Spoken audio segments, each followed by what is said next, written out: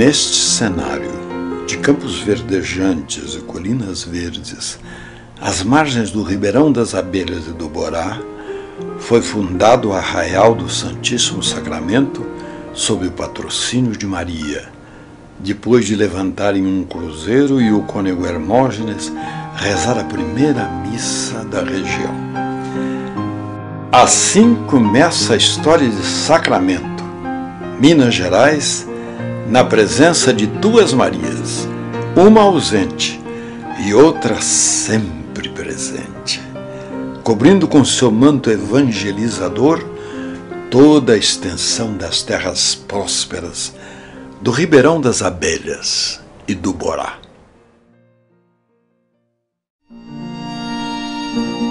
E é interessante que, quando resgatamos essa documentação, nós viemos a saber que a cidade de Sacramento, ela foi fundada por uma ordem especial do rei Dom João VI. Dom João VI se pronunciou na fundação da cidade de Sacramento. Houve um pedido do vigário do desemboque, cônego Hermógenes Cassimiro de Araújo Brunswick, que era vigário do desemboque, que é uma vila, hoje distrito da cidade de Sacramento, uma vila de 1743. E o vigário de lá, sentindo a necessidade de administrar para o povo do sertão os ensinamentos evangélicos, pediu autorização ao bispo de Goiás, Dom Francisco Ferreira de Azevedo, autorização para fundar uma capela, que ele disse ao bispo que esta capela seria um marco, no meio do sertão, porque seria um lugar de pasto espiritual. O bispo remete o seu pedido ao rei Dom João VI, e Dom João VI, por uma carta que se encontra aqui, Dom João VI autoriza a fundação da cidade, dizendo que autorizava porque o local seria para o bem das almas e lugar de pasto espiritual.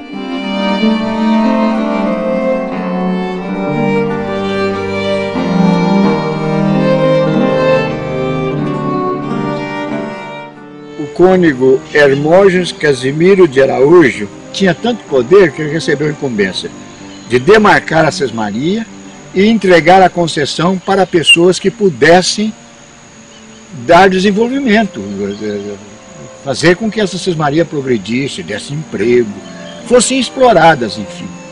E ele foi demarcando mais ou menos 8.000 alqueires de terra. Ele era inteligentíssimo, era o homem mais inteligente de toda a região, sem dúvida, o maior empreendedor, o homem mais famoso do sertão da farinha podre, que era o nome que tinha Triângulo Mineiro, era o homem mais importante de toda essa região e mais sábio.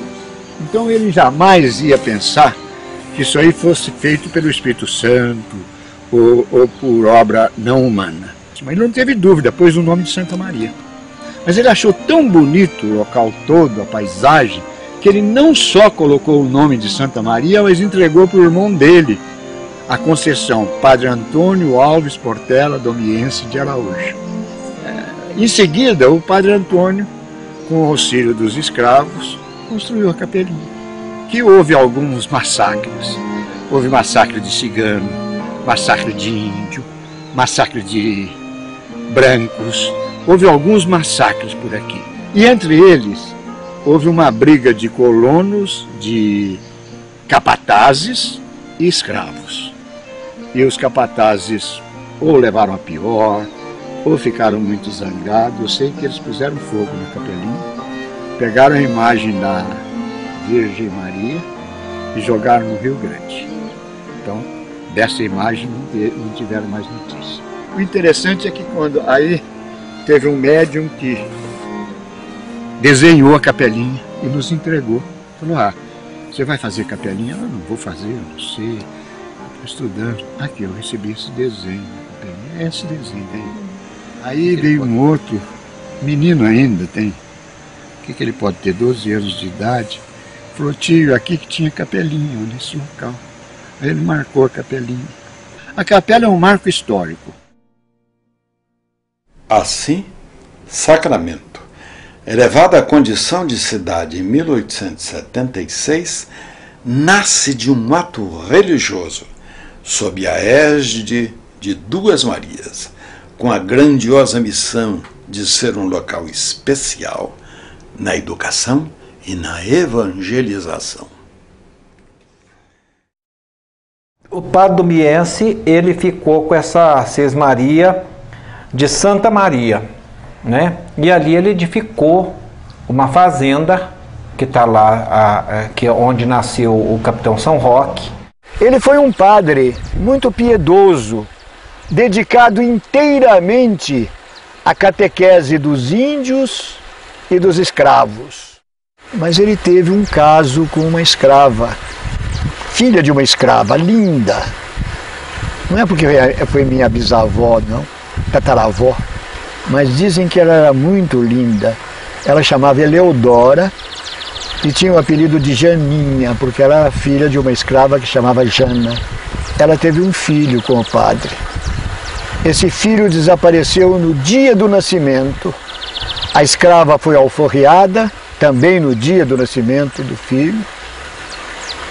E depois se casou com um colono branco. Ali o capitão São Roque construiu a sua casa, que está lá até hoje, é o casarão. Foi há pouco tempo os descendentes dele recuperaram a casa, né? E ali, um dia, veio morar também o senhor Mariano. O senhor Mariano, que era tio de seu Eurípides. Na espiritualidade superior, no entanto, a preparação desse pasto espiritual no Triângulo Mineiro, no século XIX, tem como motivação concreta a descida à terra de um espírito da esfera crística destinado a entrar para a história da educação e do espiritismo. Com métodos de ensino inéditos para os padrões da época e suas extraordinárias faculdades mediúnicas, ele deixaria inúmeros exemplos de amor ao próximo. Seu nome, Eurípides Barçanulfo.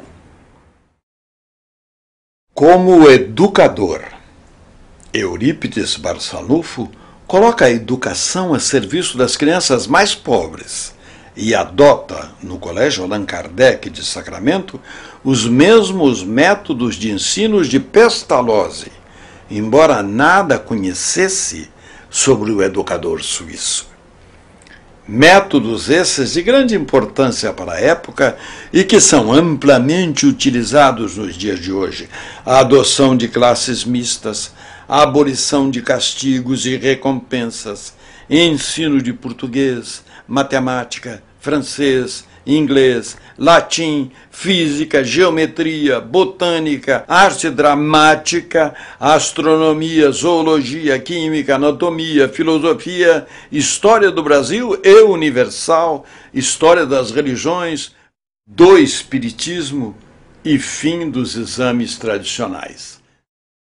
Como médium, Barçanulfo desenvolve suas faculdades mediúnicas e segue rigorosamente os ensinos da doutrina espírita, codificada em meados do século XIX pelo também educador e discípulo de Pestalozzi, o francês Hippolyte Léon Denisard Rivail, mais conhecido como Allan Kardec. Vários fatos marcantes da história ocorrem durante os últimos 30 anos do século XIX. Na Europa se destacam a queda do Império de Napoleão III e a modernidade de cidades como Paris, Londres e Berlim.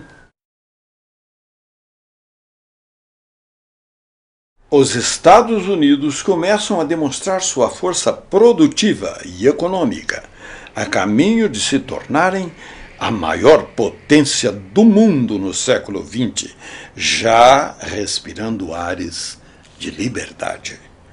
No Brasil, a Lei do Ventre Livre e a Lei Áurea são marcos históricos de nosso avanço como povo civilizado. A escravidão é abolida. A centralização política do Império torna-se um entrave às ideias progressistas. Acontece a primeira convenção republicana em Itu, São Paulo. Acaba a monarquia e se instaura a república. Editores do Rio de Janeiro começam a publicar em português as obras de Victor Hugo, Émile Zola, George Sand e Allan Kardec. No Triângulo Mineiro, a economia é basicamente rural. Começam a surgir os primeiros rebanhos de gado na região. Sacramento conserva costumes tradicionais de uma cidade pequena e a população vive longe das decisões nacionais, praticamente não tendo conhecimento dos acontecimentos na República. Anos antes, ocorre o casamento entre Hermógenes Ernesto de Araújo e Jerônima Pereira de Almeida. Ele é tratado carinhosamente como Mojico e ela, Meca. Família católica de hábitos simples. O casal tem 15 filhos. O terceiro recebe o nome de Eurípides Barçanufo. Ao nascer em 1º de maio de 1880, sob os cuidados da parteira Ludovina. Os primeiros anos de Mojico e Meca são muito difíceis financeiramente. Apesar das dificuldades, o casal, preocupado com a educação dos filhos, deixa o menino Eurípides sob os cuidados do professor Joaquim Vaz de Melo, que o ensina a ler e a fazer contas. Seu interesse pelos livros chama a atenção do mestre. As brincadeiras de infância de Eurípides duram pouco tempo. O menino precisa se mudar da cidade para ajudar o pai no trabalho. Nesta casa comercial, hoje em ruínas, no lugar conhecido como Antiga Estação do Cipó, a 14 quilômetros do centro de Sacramento. Como o local fica próximo a um rio, o pequeno Eurípides pesca e vende os peixes para comprar livros.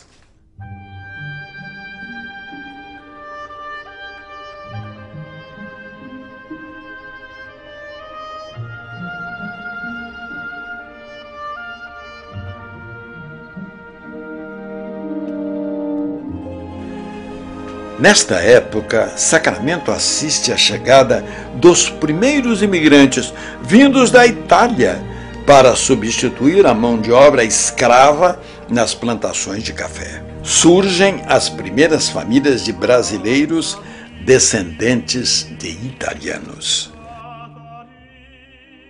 Eurípides, muito jovem, foi para o Colégio Miranda e ganhou dos professores uma confiança muito grande, e também acredito que pela formação moral que ele trazia como bagagem do seu espírito e uma vivência muito grande como experiências de outras existências, nós reconhecemos que o professor João Deville de Miranda foi um grande colaborador para que Eurípides reacendesse na sua consciência aquilo que realmente já estava armazenado dentro dele, chegando a ponto de que o diretor da escola, o professor João Deville de Miranda, procura o pai de Eurípides para falar que eles não tinham nada mais a informar ou a ensinar um aluno, coisa que a gente sabe que isso não é nem normal, né? Desde menino, Eurípides demonstra interesse por literatura e arte.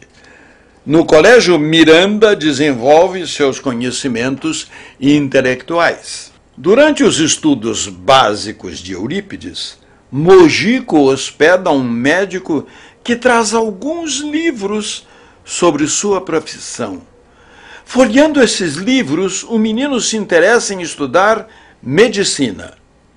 Desde cedo, o desejo de ajudar os doentes está inculcado em seu espírito.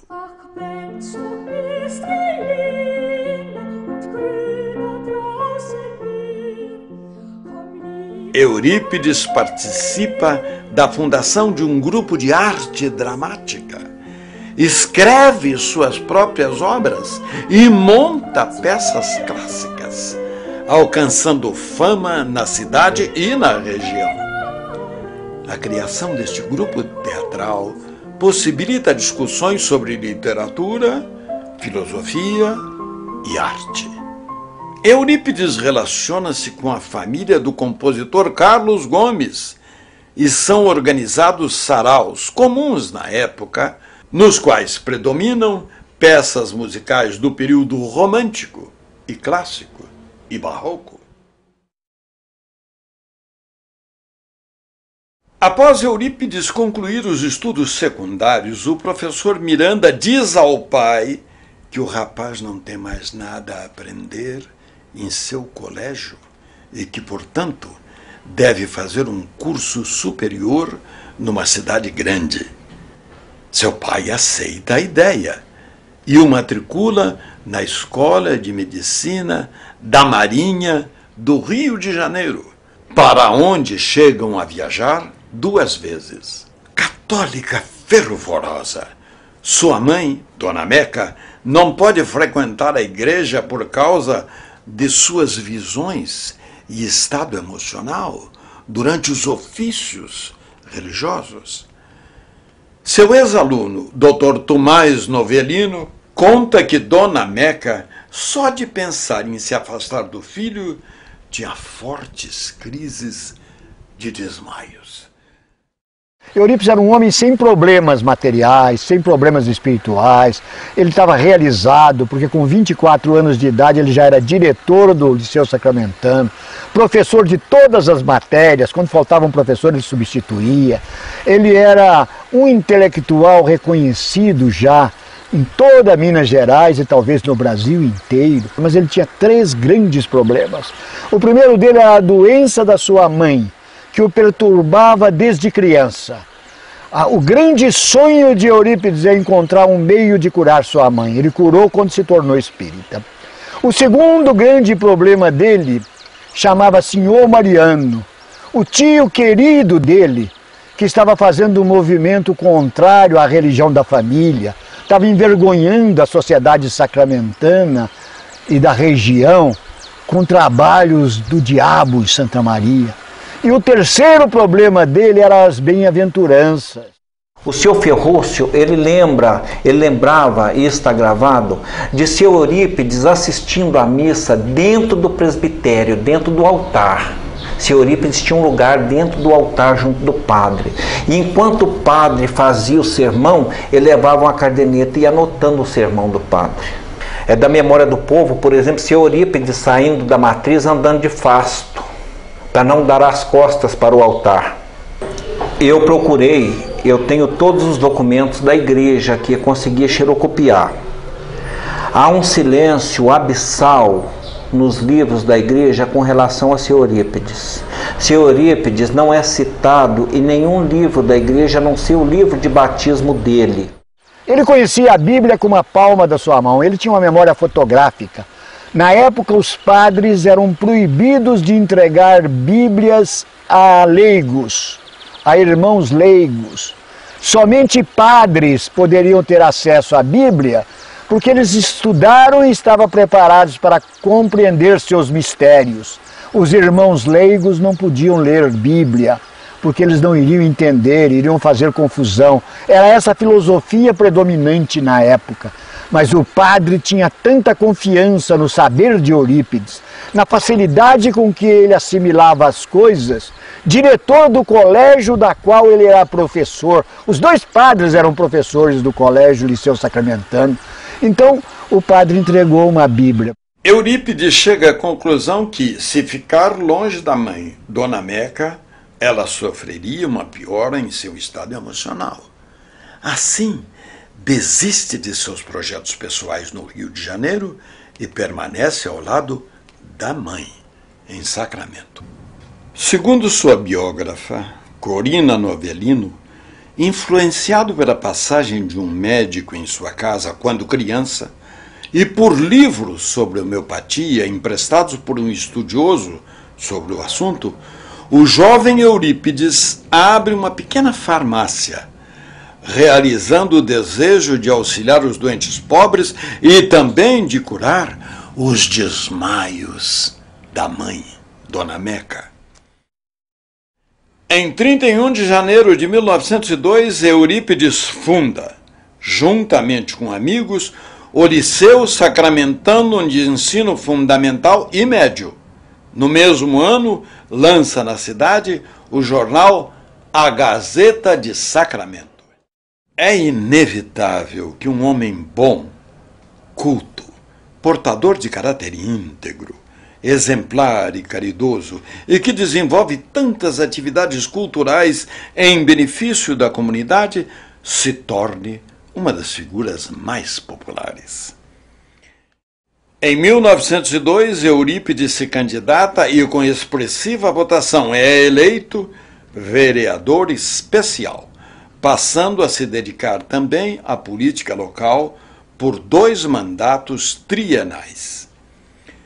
Com apenas 22 anos, Eurípides ocupava 5 funções de responsabilidades em Sacramento.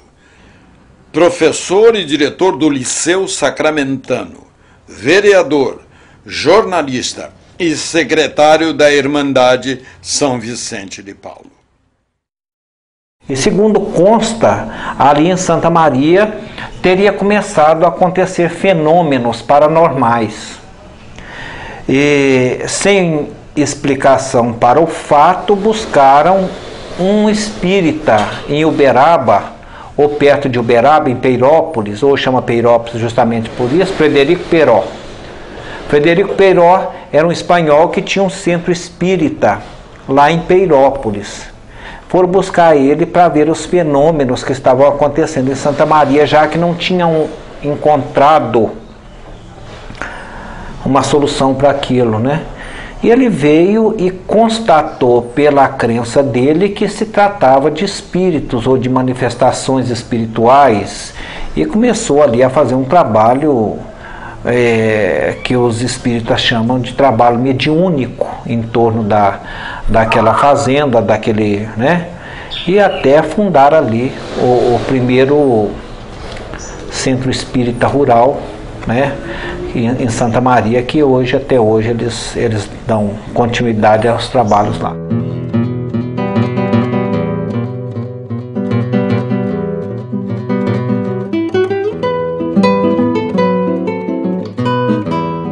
Frederico Peiró é um anarquista espanhol fugido de seu país no final do século XIX, que passa a residir em Uberaba e a estudar o espiritismo. Ao viajar a trabalho para a Fazenda Santa Maria, percebe que existe uma comunidade de médiums no local. Frederico Peiró, ele era materialista. Quando aqui ele chegou em Bragança Paulista, depois veio para Uberaba, ele esteve em Veríssimo. Quando ele chegou em Veríssimo, eles pediram que ele frequentasse uma sessão espírita. E ele não quis. Ele disse que não, que ele era materialista, que ele não acreditava em nada. Mas como esse advogado era muito amigo dele, estava sempre pedindo, sabe? Vamos, um dia ele resolveu aí. Chegou lá tinha as mensagens escritas e psicofônicas. Viu uma mensagem psicofônica em castelhano. Ele era espanhol, ele entendia o castelhano. E o espírito falou, terminou. Aí o presidente disse, eu não entendi nada. E algum que entendeu aí, pode falar. Ele entendeu, não quis falar. E lá puseram a pedrinha no sapato do Frederico. Ele recebeu uma mensagem da mãe dele que dizia coisas só entre ele, dele e dela. E ele ficou tão impressionado que ele começou a estudar o espiritismo e se tornou o maior propagador do espiritismo no Triângulo Mineiro. Foi um espírita por excelência. Que coisa maravilhosa isso.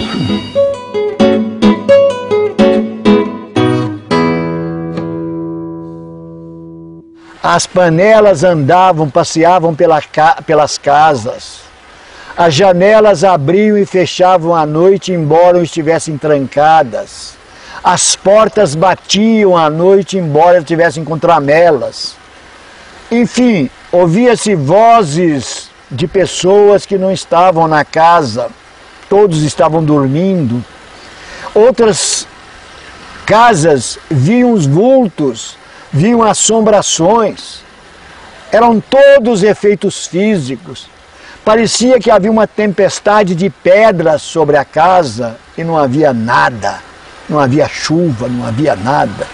Havia casa em que as pessoas que lá chegavam tinham a roupa marcada de mãos cheias de barro e não sentia a mão batendo nas roupas dessas pessoas. Ficava só as marcas. Então, esses fenômenos físicos, esses fenômenos de efeitos físicos, é que transtornou essa região. E coincidiu com a vinda do Senhor Mariano para cá. O Senhor Mariano se casou com a neta do capitão São Roque, líder ruralista, grande católico, amigo dos padres, filho de padre, um cara extraordinariamente religioso. Não aceitava de jeito nenhum trabalho que não fosse um trabalho dirigido por padres. O vô São Roque e o Senhor Mariano se desentendem, porque Frederico Peró vem aqui, ouve os camponeses, ajuda o Senhor Mariano a montar o movimento espírita, organiza o grupo, mostra que isso aí é coisa de Deus, que eles têm uma missão a cumprir, a missão é desenvolvida. O Senhor Mariano funda o Centro Espírita Fé e Amor, 28 de agosto de 1900. Dava mensagem pela mesinha. Então a mesinha dava as pancadas e tinha um secretário na mesa atrás que escrevia a mensagem. Chega que todo punha a mão assim, ó, espalmada. E a mesa batia. Aí batia, virava, igual o telégrafo da Mugiana, quase imitando. Ele recebia as pancadas lá, que a mesa batia, assim, ó, tá. Tinha que ser de efeito físico, tinha que ter efeito físico. Se não tivesse efeito físico, não podia trabalhar na mesinha. E ali ele ia devagarzinho, como o senhor sabe, que nem o aluno que entra no AEIOU para aprender a progredir, a frasear as coisas. Ele já foi melhorando, já foi caminhando para o outro sistema, porque o senhor foi no começo mesmo. O senhor Mariano era da família católica, materialista, ideia materialista, ferrenho. É tanto assim que os filhos dele, os primeiros, ele queria pôr o nome de Madeira, Jatubá, Aroeira, sei lá o que, Muliana, é por aí afora. Frederico Peiró constata a presença de inúmeros médiuns, psicógrafos, psicofônicos, de efeitos físicos, de cura e com outros tipos de mediunidade. O espanhol propõe aos habitantes da Fazenda Santa Maria disciplina e metodologia no desenvolvimento dessas faculdades especiais. Assim, pode-se afirmar que se repetem neste local os fenômenos espirituais ocorridos em 1848 com as irmãs Fox da cidade de Hydesville, nos Estados Unidos. Esses acontecimentos na cidade americana são conhecidos pelos estudiosos como o início do espiritualismo moderno. É motivo de grande preocupação para Eurípides a conversão ao espiritismo de inúmeros dos seus parentes que moram na Fazenda Santa Maria, principalmente sua madrinha, Dona Emerenciana Mendonça, Dona Sana, e o tio materno, Mariano Cunha, conhecido como Senhor Mariano. Para a decepção de Eurípides, seu tio assume a liderança do grupo de médiuns.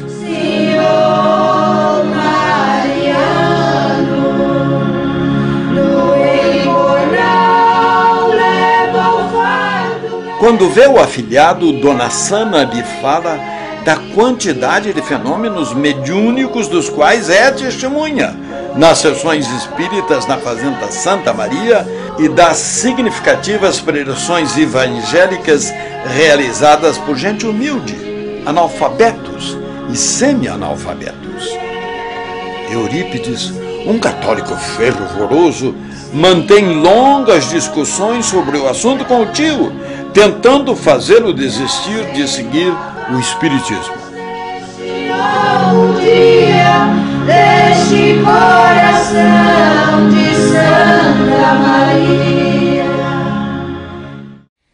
Ao sair da monarquia, o Brasil começa a respirar ares republicanos, concedendo aos seus cidadãos liberdades nunca antes alcançadas. A nova Constituição garante liberdade de culto e de pensamento, mas por pressão da religião católica, de positivistas e de médicos alopáticos, o Código Civil Brasileiro de 1890 considera a prática do espiritismo crime. Médios e frequentadores de grupos espíritas são presos. Os maçons e protestantes também sofrem ataques desrespeitosos por parte da Igreja.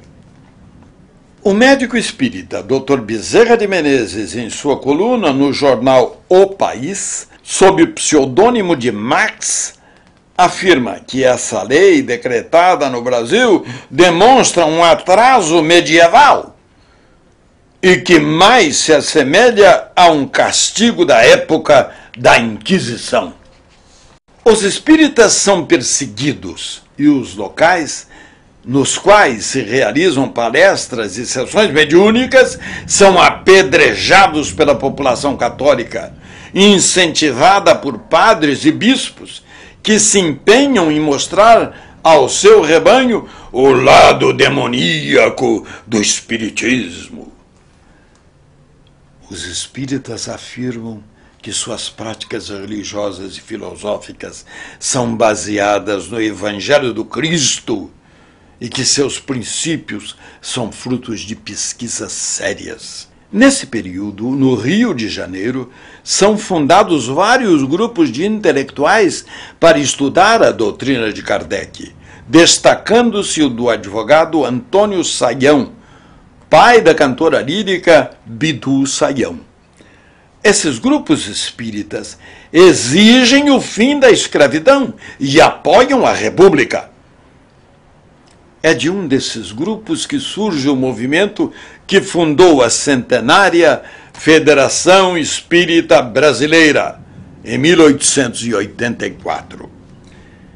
Intelectuais, políticos, médicos, militares e jornalistas como Quintino Bocaiúva, Joaquim Nabuco, Saldanha Marinho, Bezerra de Menezes, Bittencourt Sampaio e Arthur Azevedo simpatizam com o espiritismo ou se tornam espíritas. Entre as mulheres se destaca a educadora Anália Franco. Os escritores Machado de Assis e José de Alencar fazem parte dos incrédulos e afirmam que o espiritismo é, abre aspas, uma fábrica de loucos, fecha aspas.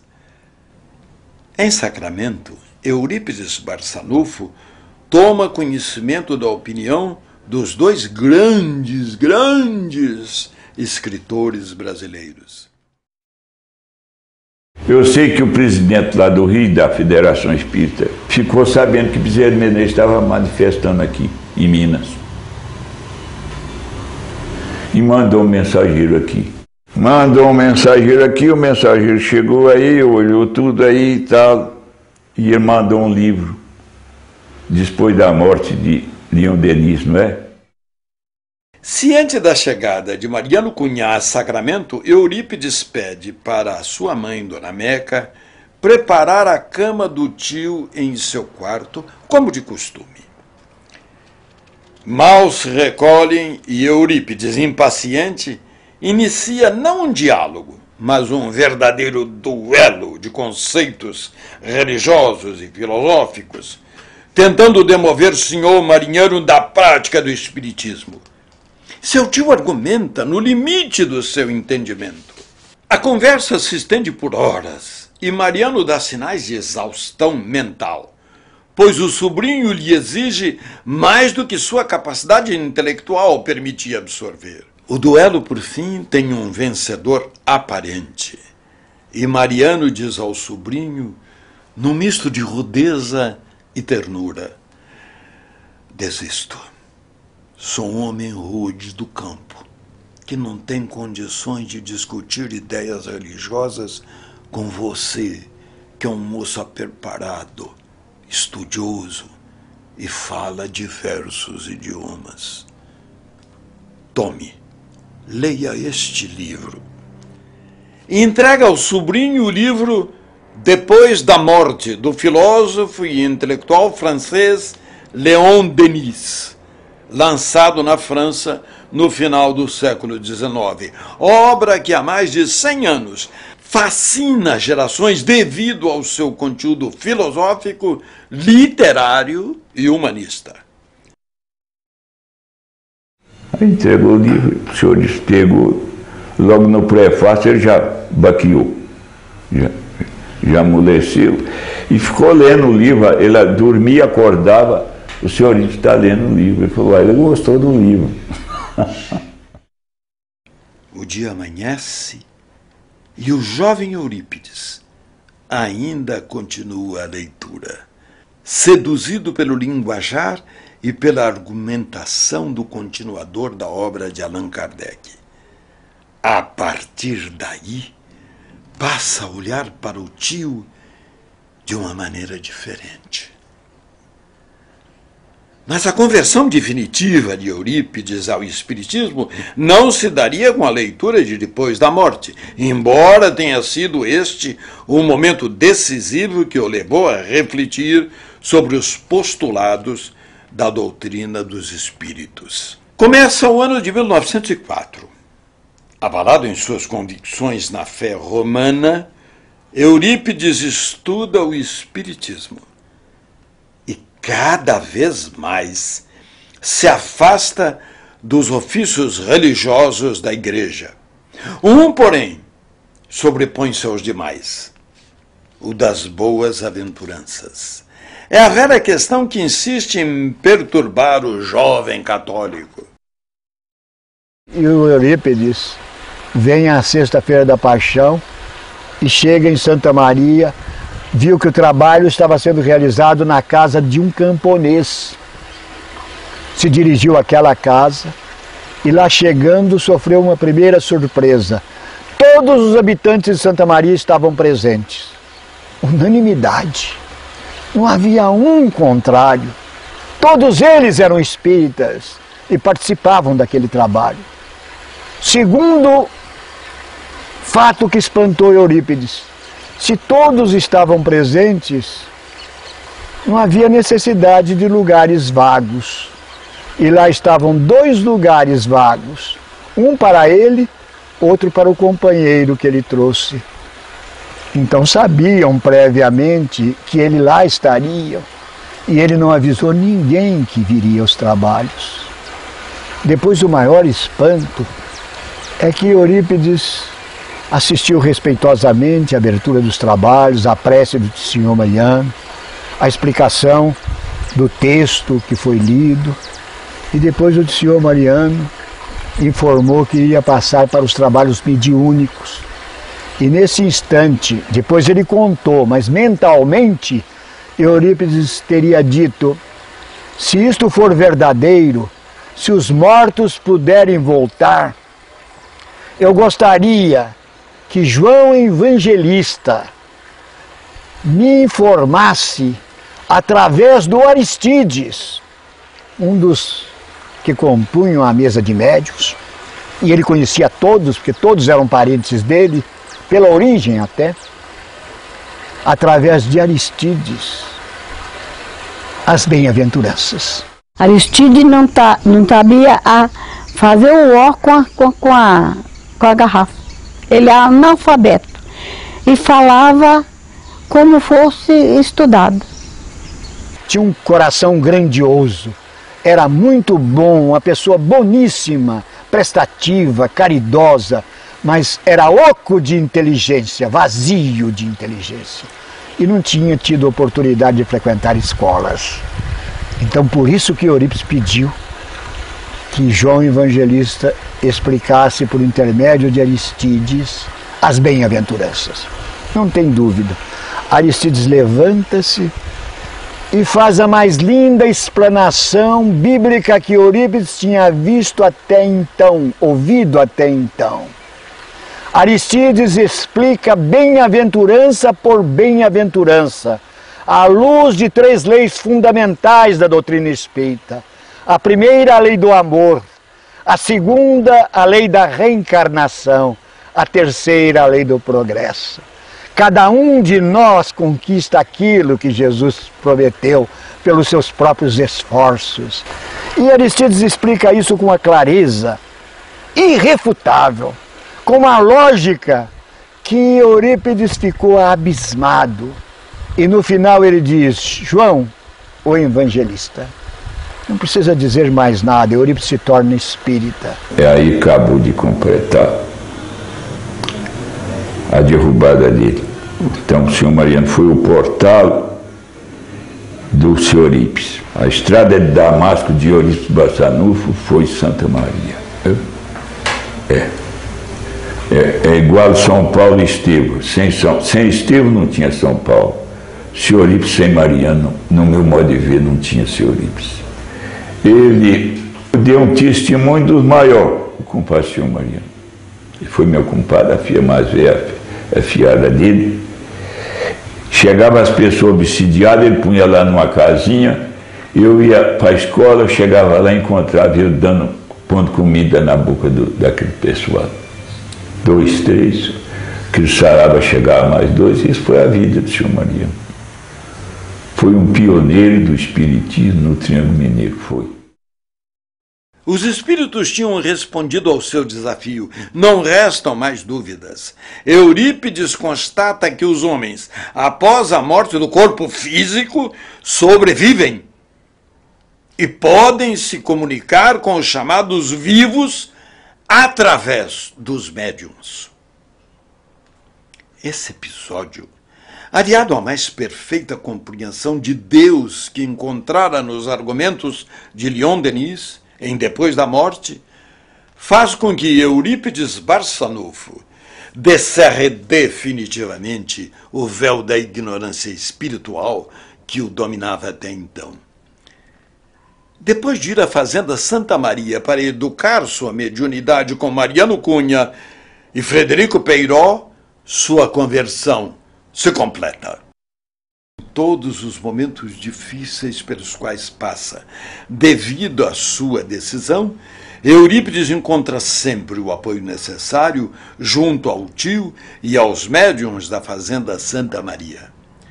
Pela mediunidade do tio Mariano Cunha, é orientado pelo espírito do doutor Bezerra de Menezes, após descobrir que possui vários tipos de mediunidade, inclusive algumas raríssimas. Eurípides constata que nos princípios espíritas sua cristandade será mais bem empregada em favor do próximo. Tem início a missão de um verdadeiro apóstolo de Cristo em terras brasileiras.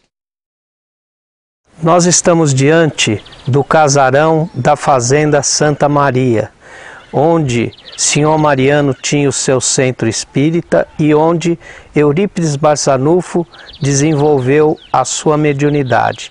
Na segunda janela desse casarão, Eurípides Barçanufo se hospedava.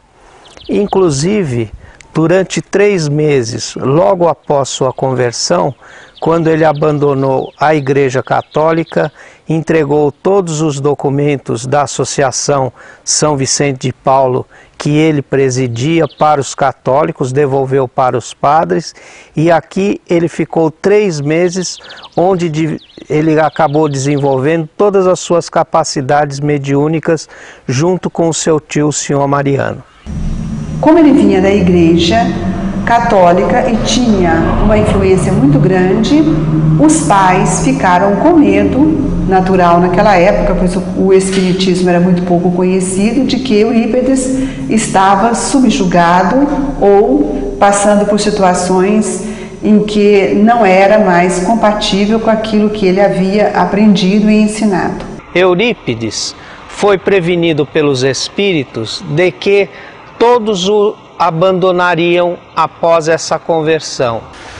Eurípides, naquele dia que o senhor Mariano recebe Vicente de Paulo e dá orientação para ele, para que ele entregasse o cargo de presidente da Irmandade Vicente de Paulo, porque ele tinha uma missão que os irmãos da Irmandade tinham condições de dar continuidade ao belo trabalho caritativo que eles faziam em Sacramento, e que não era por acaso que ele era presidente da Irmandade Vicente de Paulo e que ele tinha ajudado a fundar aquela Irmandade, porque ele, Vicente de Paulo, é o protetor e inspirador dele desde criança, e que contou para ele alguns fatos da vida infantil dele, da vida juvenil, da qual ele, Vicente de Paulo, teria participado.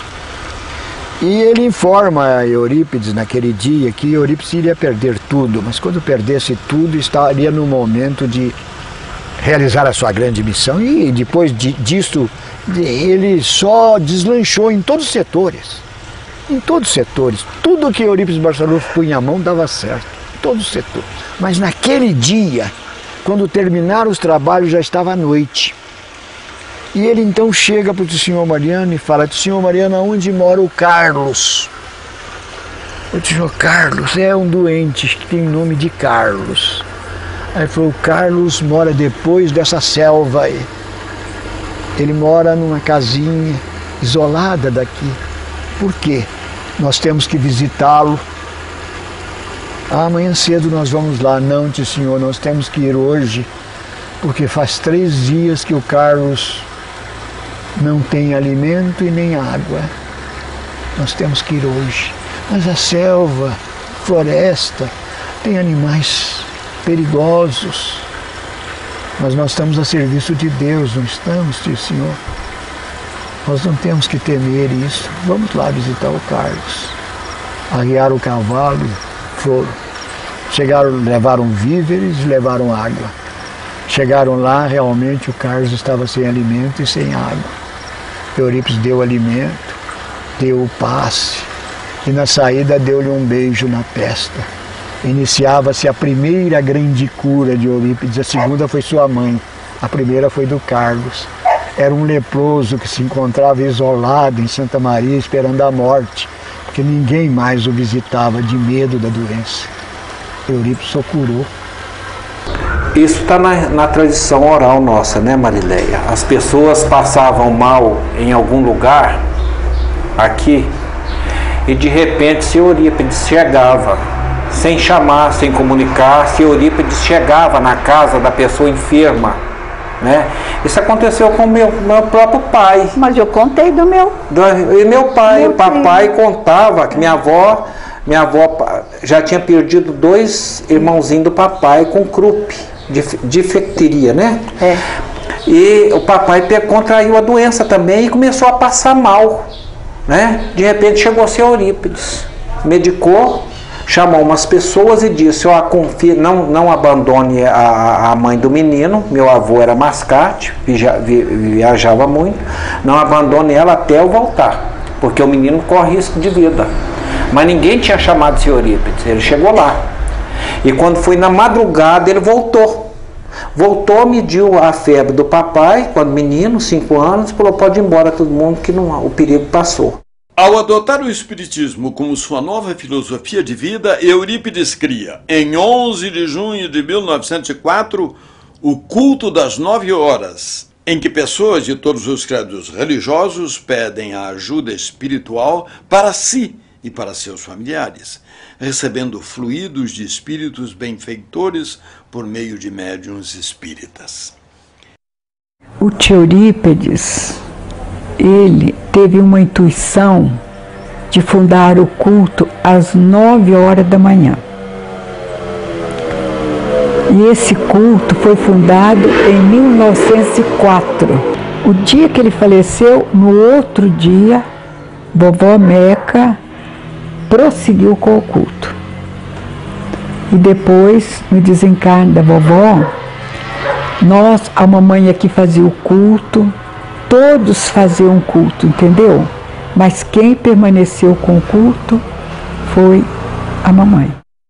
Isso foi acontecendo de 1904, mês a mês, dia a dia, ano passava ano, até 1907, começo de 1907, quando Eurípides Barçanufo, desesperado, resolveu fechar o colégio. Não tinha mais aluno, não tinha mais professor, não tinha mais dinheiro para pagar o colégio, estava falido. O único dinheiro que Eurípides tinha era o ordenado que o seu pai lhe pagava para fazer a escrita do armazém comercial do pai, que já era próspero bem antes dele se tornar espírita. E quando Eurípides chorava copiosamente, porque ia fechar o colégio, porque tinha acabado tudo e ele não tinha mais recursos para dar continuidade. Ele tinha até colocado uma placa em frente ao colégio que dava aula de diversas matérias, e aquela placa não atraiu nenhum aluno, e ele então estava desesperado. Quando surge um espírito de grande luz que se identifica para ele. Nessa altura, Eurípides já tinha todas as mediunidades que Kardec dá notícia no Livro dos Médiuns desenvolvidas. E ele então conscientemente diz para si mesmo: eu estou sendo mistificado. Um espírito desta categoria não se comunicaria comigo no estado emocional que eu me encontro. Isto é mistificação. E repele o espírito. Mas como ele tinha todas as mediunidades e o espírito é muito poderoso, ele foi induzido a ficar inconsciente. E pela psicografia inconsciente, ele escreveu um bilhete mais ou menos assim. Pode ser que tenha até outros termos. Esse bilhete está transcrito no livro da Corina Novellino, Eurípides, o Homem e a Missão. Meu filho, não feche a escola. Apague da placa Liceu Sacramentano, que guarda resquícios da vaidade humana. Escreva no local Colégio Allan Kardec. Dê aulas do Evangelho do meu filho às quartas-feiras e monte um curso de astronomia. Repito, monte um curso de astronomia. O novo colégio terá a proteção do meu manto de amor. Maria, serva de Deus.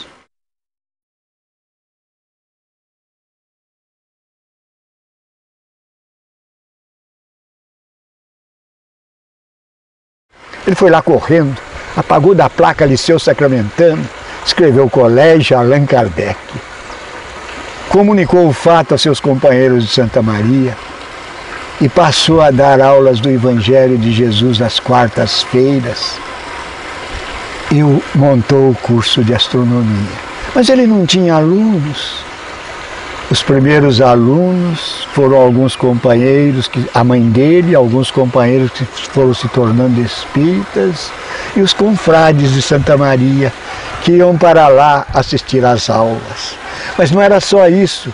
Eles eram médiuns de efeitos físicos e ajudaram Eurípides Barçanufo a montar um aparato espiritual. O homem não havia descoberto as técnicas de comunicações que hoje nós temos. Eurípides falava no Colégio Allan Kardec e sua voz era ouvida em todas as casas da região. E eu tenho o depoimento de uma senhora que eu amei muito como minha avó. Não foi minha avó, ela gostava que eu chamasse ela de Nona, Concheta Lenza Serck. entendeu? Ela morreu com 93 anos, muito lúcida, e toda vez que eu vinha aqui eu ia visitar a nona.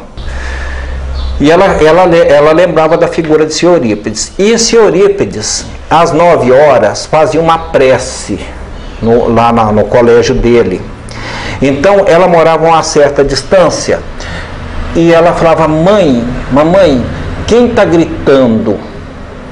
A mãe dela respondia: é o espírita que está rezando. Mediunidade de efeito físico dele e dos demais companheiros de Santa Maria presentes, que dava condições aos espíritos de produzir esse fenômeno. E através desse fenômeno, Eurípides reconquista amigos, professores, alunos, e logo o Colégio Allan Kardec se torna o principal estabelecimento de ensino do Triângulo Mineiro, de Minas Gerais, e está para ser conferido, talvez até do Brasil, porque na época se aplicava a pedagogia da palmatória, do prêmio e do castigo. O professor trazia nas mãos uma palmatória e na outra mão grãos de cereais para castigar os alunos ajoelhados quando esses errassem as lições, e trazia a vontade de premiar aqueles que se destacavam. Eurípides substituiu tudo isso pela filosofia, pela pedagogia de Pestalozzi, a pedagogia do amor. Então isto, nessa época, foi uma verdadeira revolução no ensino. Os inspetores federais que visitavam o Sacramento, e há relatórios dizendo isto, que nunca viram coisa igual, que a técnica didática do professor era inigualável, que ele fazia os seus alunos estudarem com prazer, que os alunos tinham prazer de aprender e que todos os seus alunos tinham alto grau de aproveitamento e que isso era coisa raríssima. E o Colégio Allan Kardec foi se destacando, ao ponto de se tornar, nas provas de fim de ano, um verdadeiro conclave brasileiro de intelectualidade. Os intelectuais vinham para Sacramento para assistir os exames finais dos alunos de Eurípides Barçanufo, porque era um show de sabedoria, um show de conhecimento. Pelo lado material, pelo lado terreno, não era para ter, na minha concepção, não era para esse colégio de Sr. Eurípides ter prosseguido. Porque dentro de uma cidade essencialmente católica, né? De repente um colégio espírita, que era uma coisa que se dizia na época... Assustava, né? Assustava, o espiritismo, né? A gente tinha medo. Eu não sei te explicar isso no campo material, por que esses meninos estavam no colégio de Sr. Eurípides. Ou das duas, uma. Ou o ensino era por demais excelente, ou tem uma força espiritual, como a Marileia colocou nisso daí, né, Marileia? Porque pelos olhos da carne, você está entendendo, não era para ter vingado esse colégio de Sr. Eurípides, mesmo porque os padres continuaram a ter colégio. Eurípides abre a farmácia espírita Esperança e Caridade com a ajuda financeira de seu pai Mojico, de Frederico Peiró, de Azarias Arantes e de Dona Maria Leite. Eurípides manda buscar os remédios de manipulação na Casa Fretan e na Drogaria do Leão, ambas na Rua São Bento, em São Paulo. Nós estamos diante da casa comercial do Sr. Mojico, pai de Eurípides Barçanufo, fundada em 1894. Ao lado da casa, onde hoje é a agência de Correios, é que se encontrava a farmácia de Eurípides Barçanufo.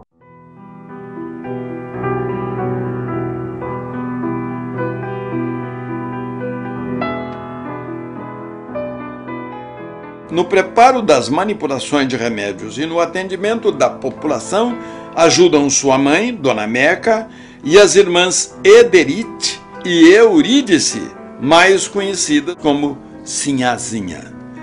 Dona Amália Ferreira de Melo é outra importante colaboradora do médium e passa a ser sua dedicada secretária.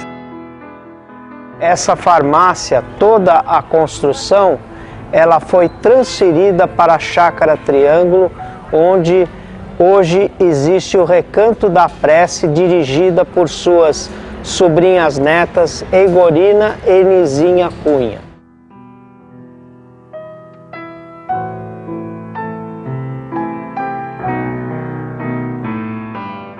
Aí eu vim da cidade, muito feliz, né, de ter comprado o quarto do tio Eurípides, né? Cheguei aqui e falei, pai, eu comprei o quarto do tio Eurípides. Ele falou assim, muito bem, minha filha, mas você tem dinheiro? Eu falei assim, ó, eu toda a vida pensei em ter uma libertação, comprar uma conduçãozinha para mim se locomover, né? E eu tenho um pecúriozinho que meu irmão me deu e tudo. Então, vamos para o quarto de Eurípides. Com amigos e familiares, Eurípides forma um grupo de estudos sobre o Espiritismo. Em 27 de janeiro de 1905, criam o Grupo Espírita Esperança e Caridade. O pasto espiritual produz seus frutos. O grupo imediatamente adota uma máxima do Espiritismo: fora da caridade não há salvação. Começando a ajudar os mais carentes, sem perguntar sobre sua religião, dando prioridade à saúde e à educação, o centenário Grupo de Estudos da Doutrina dos Espíritos prossegue até hoje sua trajetória, espalhando amor ao próximo na pequena e bela Sacramento. Em janeiro de 1907, abre o Colégio Allan Kardec. Como médium, Eurípides presta atendimento gratuito em domicílio, receitando, sob orientação espiritual do Dr. Bezerra de Menezes, o mesmo que defendeu o espiritismo e os espíritas de ataques no final do século XIX. Bezerra de Menezes é considerado o médico dos pobres por estudiosos e praticantes da doutrina espírita. O humanista e homem público convertido ao espiritismo nasceu no Ceará, mas viveu a maior parte de sua vida no Rio de Janeiro. Faleceu em 1900 aos 69 anos.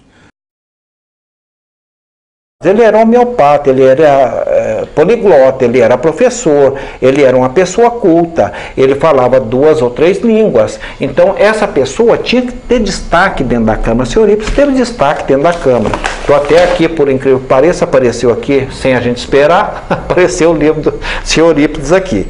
Então você veja bem, as atas da Câmara, né? Ele era o secretário da Câmara. Ele lavrava as atas e ele assinava com o presidente. Então era uma pessoa de destaque. Necessariamente, o senhor Eurípides era uma pessoa de destaque. O presidente da Câmara é o Coronel Zé Afonso. Está assinado aqui, ó. Coronel Zé Afonso de Almeida. Presidente e o secretário Eurípides Barçanufo. Quando se torna espírita em 1904, assume a defesa dos ideais da doutrina, propõe e aprova leis que trazem muitos benefícios inimagináveis para uma cidade do tamanho de Sacramento. Citamos apenas a linha de bondes e a usina elétrica do Cajuru, tipos de benfeitorias inexistentes, inclusive em algumas capitais e grandes municípios do Brasil.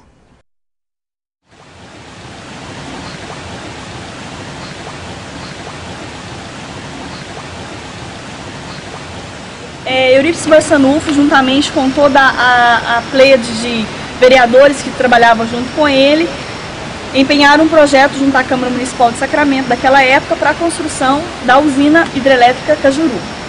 E a partir daí chegou o progresso à nossa cidade, que até então tudo passava perto. De repente começou a passar dentro, a energia chegava dentro da cidade, as informações, os bondes, os trens. Então era a visão que ele tinha de um futuro. Lutava sempre buscando desenvolver não só a parte religiosa, procurando ajudar os mais necessitados, sempre ao lado dos mais simples, dos mais humildes, mas também como um homem público, a colaboração que ele trouxe para a nossa comunidade, de suma importância para uma comunidade pequena do interior, mas com uma visão grande, futurista, já projetando um sacramento que nós temos hoje, e com certeza nós teremos aí ainda que desenvolver muito. Mas muito foi feito por ele, deixando a porta aberta, deixando o caminho aberto para que outros administradores pudessem somar e trazer mais para a nossa cidade. E o que mais nos chama a atenção do trabalho do Eurípides como homem público foi que o Estado de Minas Gerais dá uma modificação na legislação ampliando o mandato dos vereadores de 4 para 6 anos. E Eurípides então faz uma carta, um termo, comunicando ao presidente da Câmara que ele estava dispensando a extensão dos 2 anos, porque o povo havia votado para que ele cumprisse um mandato de 4 anos. Ele não sabia se era do interesse do povo a permanência dele. Ele não concordou, então ele deixou a cadeira. Lamentado muito pelos vereadores, há uma lamentação dos vereadores quando ele deixou a Câmara. A espiritualidade superior o chama para se dedicar exclusivamente ao socorro dos aflitos e às curas através dos seus dons mediúnicos. A mediunidade de cura é a mais requisitada e o médium passa a ser procurado na farmácia por um número cada vez maior de pessoas. Segundo o Dr. Tomás Novellino, grande admirador do educador e médium de Sacramento, uma das faculdades mediúnicas mais impressionantes de Eurípides era a do desdobramento. Barçanufo foi realmente o apóstolo da caridade, antes de tudo. Ele é uma figura complexa, mas eu colocaria em primeiro plano a caridade na pessoa de Barçanufo. A vida dele foi inteiramente doada à população, não apenas de Sacramento, da cidade de Sacramento onde ele viveu, mas vinham pessoas do Brasil inteiro para consultá-lo, receber os benefícios da sua extrema bondade e da sua mediunidade. Porque, como médium de desdobramento, antes de tudo, ele foi o mais importante na história da mediunidade no Brasil. Os alunos dele contavam, os ex-alunos, que ele estava na sala de aula, de repente entrava numa sonolência, né? Passado alguns minutos ele retornava às atividades e falava: estive lá em lugar tal, curei fulano, assisti a um parto, e depois eles iam e comprovavam que realmente aquilo aconteceu, que ele esteve lá naquele lugar, atendeu alguém e, no entanto, os alunos continuavam vendo ele ali em sonolência dentro da sala de aula. Numa desses momentos culminantes da mediunidade, no colégio dele, durante a aula, ele voltou do transe e disse para os alunos: acabei de realizar um parto difícil e o marido dessa senhora que deu à luz a um menino, o marido vem vindo aqui para o colégio para me chamar, para que eu faça o parto, mas eu já fiz. Ele vem vindo a cavalo, está subindo as escadas, agora apeou o cavalo, está subindo os degraus, vai bater na porta, vocês se levantem, cumprimentem e sentem. Nesse exato momento, abriu a porta, entrou o marido, nervoso: por favor, professor Barçanufo, venha ver minha mulher, fazer o parto dela, porque ele fazia parto, ele era muito conhecido como médium parteiro. Ele disse: já fiz o parto. Não é possível, replicou o marido, porque eu teria visto o senhor a caminho. O caminho é um só. Não, mas eu já fiz o parto, nasceu um belo menino, meus parabéns. O marido não acreditou, ainda pegou o Barçanufo pelo braço e levou até sua casa. Barçanufo, homem acessível, generoso, acompanhou o marido. E a esposa, com o bebê no colo, quando viu o Barçanufo entrar com o marido, disse: professor Barçanufo, não precisava ter voltado, eu estou passando muito bem com a criança. Quer dizer, estou citando um caso entre dezenas e dezenas e dezenas de casos em que o Barçanufo atuou como médium parteiro. Porque quem fazia o parto, o espírito, era o Dr. Bezerra de Menezes, um espírito conhecido no Brasil inteiro. A cidade de Sacramento e o médium espírita ficavam famosos. Seu prestígio cresce cada vez mais. Aumenta o volume de cartas que recebe diariamente de várias partes do Brasil com pedidos de receitas e remédios. E ele estava num desses passeios com seus alunos e uma linda pedra que se prestava, parecia polida, que se prestava a escrever. Então ele pediu para os alunos pegarem a caneta, usava a caneta tinteira e cada um escreveu o nome naquela pedra. Eles escreveram, ele joga a pedra no Rio Borá, no Ribeirão Borá, e volta com os alunos para o Colégio Allan Kardec. Quando chegou no Colégio Allan Kardec, a pedra estava em cima da mesa principal dele. Os alunos ficaram espantados.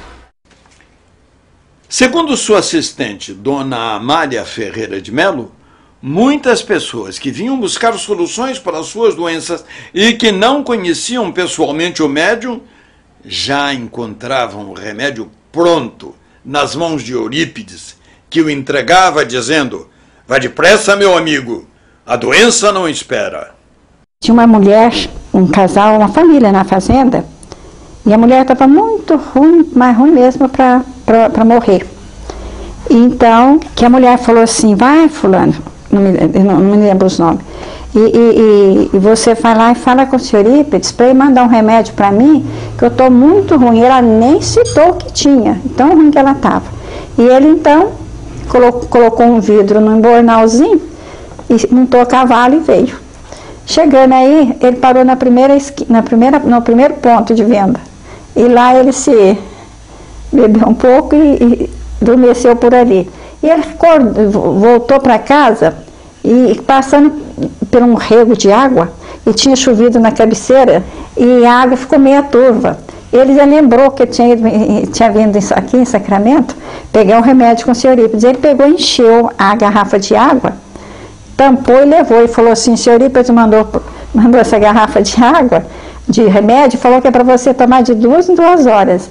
E a mulher, ruim como estava, né, esperando o remédio. E a mulher tomou, quando terminou, ela falou assim: "Você volta e fala para o senhor Eurípides que eu melhorei. Estou bem melhor, mas eu preciso de outra receita para terminar de sarar." E ele então voltou. Aí ele já veio direto, né? Quando ele chegou, que ele desceu do cavalo, que ele foi para bater na porta, o senhor Eurípides já chegou na porta. E pegou a garrafa, foi lá, arrumou o remédio, né? E ele então, quando entregou, ele disse assim, que ele não tornasse a repetir o que ele tinha feito da primeira vez.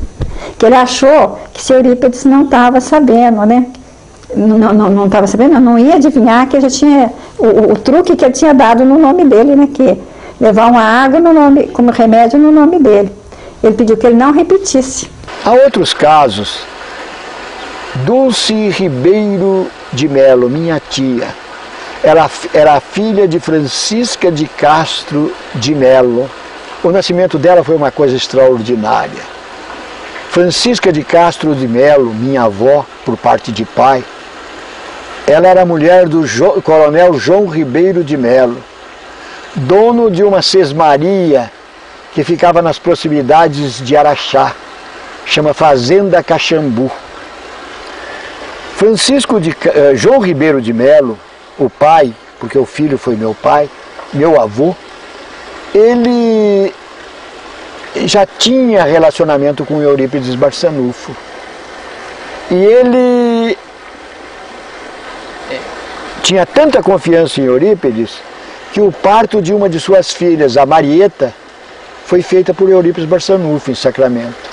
E ele pretendia que esse parto da Dulce também fosse feito por Eurípides Barçanufo. Mas a criança deu sinais de nascimento prematuramente. E ela se encontrava, segundo a parteira que estava assistindo, em posição errada, ia dar muita dificuldade no parto. Além de começar a rezar, ele mandou um capataz e um filho, em 2 melhores cavalos que tinha, a galope a Sacramento, trazer Eurípides Barçanufo. Quando eles bateram na janela de Eurípides, e Eurípides veio com o remédio na mão, entregou para o capataz e disse: pode voltar que eu já assisti o nascimento da Dulce. Leve o remédio e as duas estão passando bem. Eles não acreditaram, porque eles vieram a galope. Não teria dado tempo de ser avisado e dele ter ido lá e voltar. Quando chegaram lá na fazenda Caxambu, o meu avô confirmou que Eurípides Barçanufo estivera lá, fizeram o parto e voltaram a Sacramento. O espírito dele deixou o corpo em Sacramento, foi logo que ele recebeu o chamamento da prece, deixou o corpo em Sacramento, se trasladou para a fazenda Caxambu, se materializou lá na bicorporação, fez o parto e retornou espiritualmente a Sacramento, enquanto os outros a galope vinham chamá-lo. Esse fato ocorreu na minha família. O senhor ir para a faculdade daquele jeito, isso aqui virou uma coisa. Tinha um padre Pedro aqui que falava: senhor ir para um espiritismo dele e eu fazendo casa para alugar. É isso que o padre falava. Era o senhor Ips com o espiritismo dele e ele fazendo casa para alugar, porque era gente chegando tudo quanto é a canto aqui para o Sacramento. Da cidade de Campinas, São Paulo, chega a Sacramento o célebre pregador católico padre Feliciano Iaghi, desafiando o médium para um debate em praça pública. Durante o sermão de uma missa, o padre começa a falar contra o espiritismo. Mal pode imaginar o sacerdote católico que Eurípides, em desdobramento, assiste ao seu sermão. Quando lhe contam, o médium já sabe do ocorrido e das ofensas lançadas contra sua pessoa. Eurípides não se preocupa com ofensas pessoais, mas como é a doutrina espírita que está sendo duramente atingida, não tem alternativa senão aceitar o debate. Assim, em 28 de outubro de 1913, no Coreto, em frente à Matriz de Sacramento, diante de uma plateia de mais de 2.000 pessoas, tem lugar a polêmica entre Eurípides e o padre desafiador. Tamanha é a superioridade de Eurípides sobre o seu rival que, após o debate, o povo carrega em triunfo pelas ruas da cidade.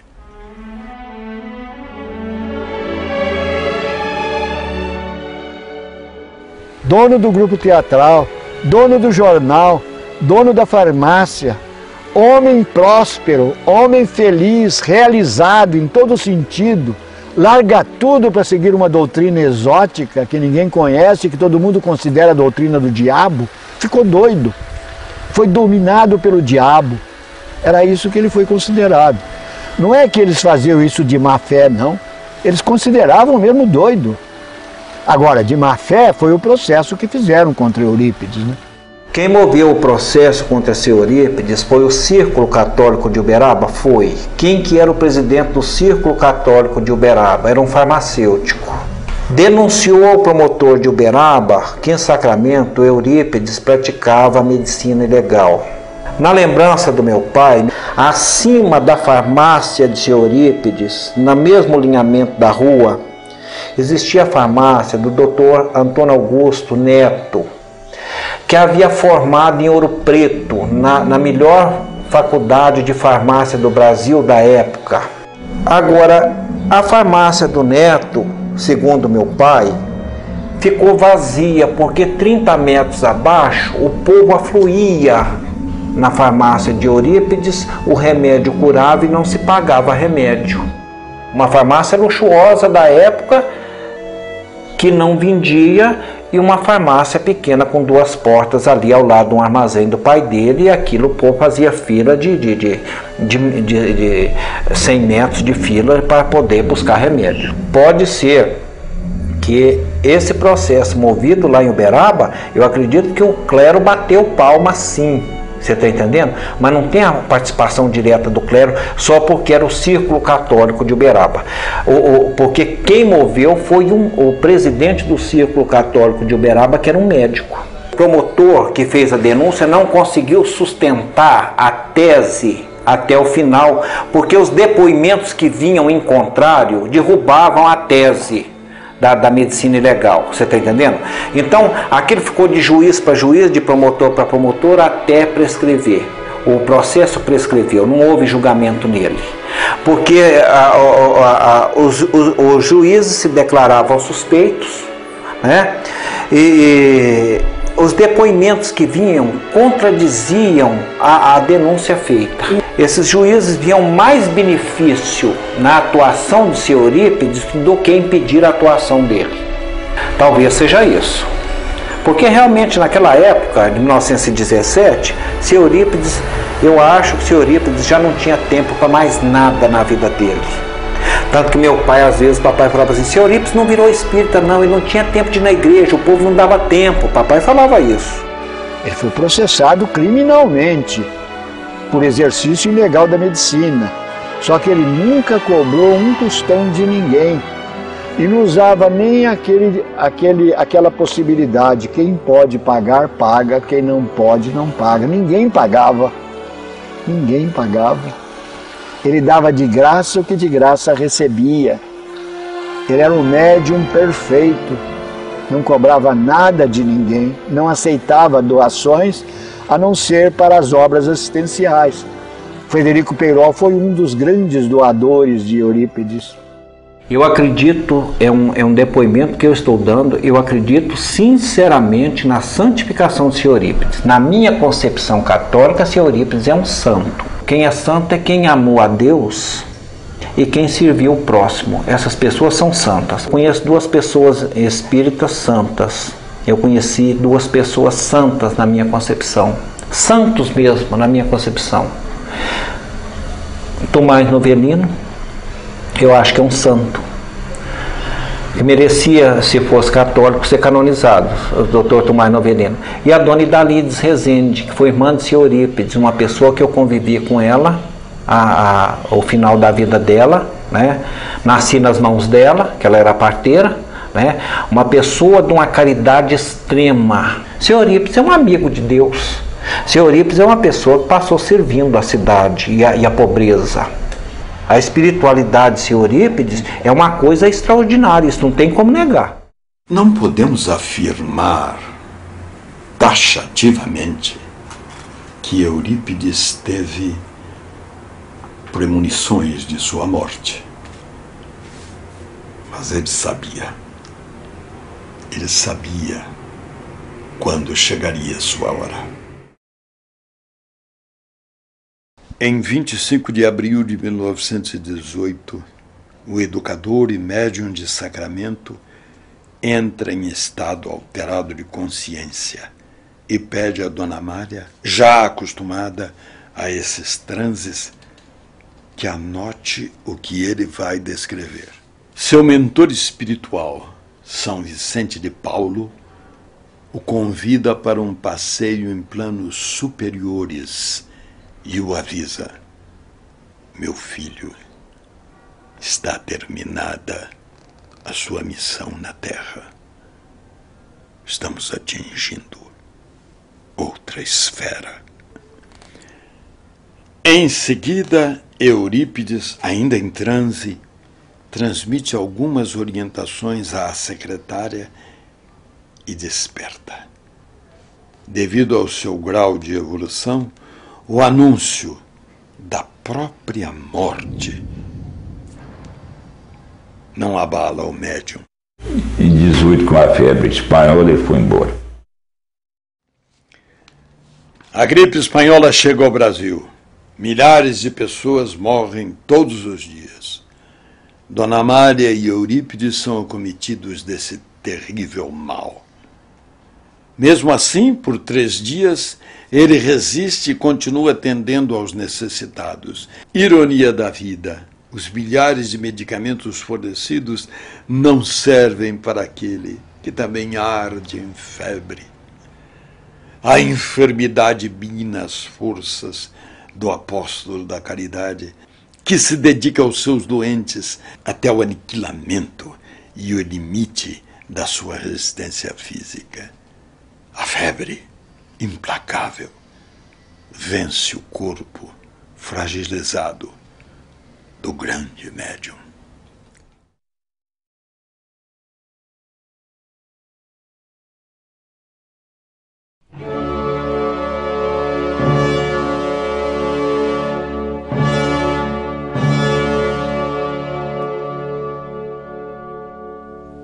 Às 5h30 da manhã de 1º de novembro de 1918, Sacramento desperta com o impacto da notícia que ninguém quer ouvir. A cidade mineira perde o seu grande filho, vitimado por uma epidemia responsável pela morte de milhões de pessoas em todo o mundo.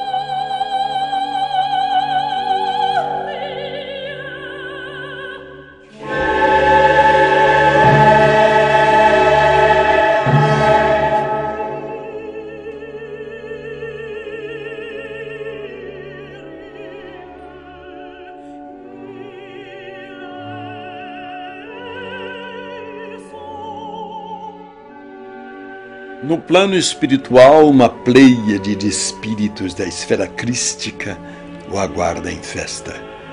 Bezerra de Menezes, São Vicente de Paulo, Santo Agostinho e todos os mentores que o acompanharam em sua jornada pelas terras dadivosas de Maria ausente, sob a égide de uma outra Maria que sempre cobriu com seu manto protetor o pasto espiritual, preparado para receber Eurípides Barçanufo, o grande educador e médium espírita. Eurípides Barçanufo deixa o mundo físico e sua família material. Porém, a família de Eurípides hoje é muito maior do que aquela presa aos laços de sangue e que viveu no começo do século XX.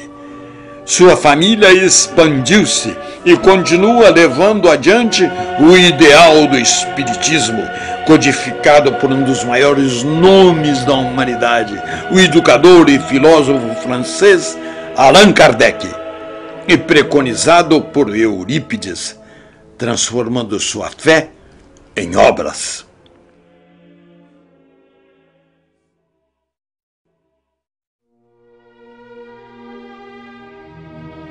Da herança espiritual deixada por Eurípides, apenas sua farmácia encerrou as atividades, mas permanecem prestando serviços à comunidade sacramentana desde 1907, o Colégio Allan Kardec e o Grupo Espírita Esperança e Caridade.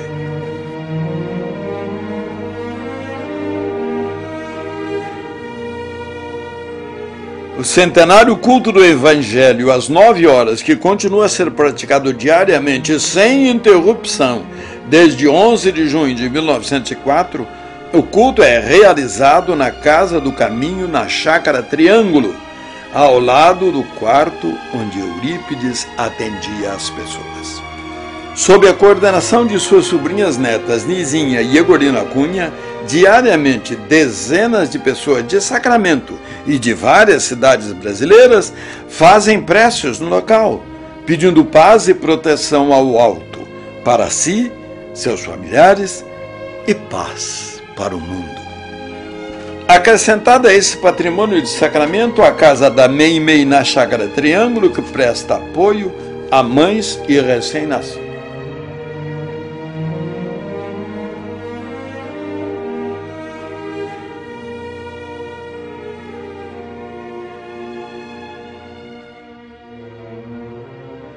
Outra obra de fundamental importância para Sacramento é o educandário pestalozziano Eurípides Barçanufo, dirigido por uma descendente de Eurípides, a educadora Alzira Bessa França Mui, e outros bravos colaboradores, dando continuidade ao trabalho extraordinário do Dr. Tomás Novelino, Dona Aparecida Rebelo Novelino e Corina Novelino.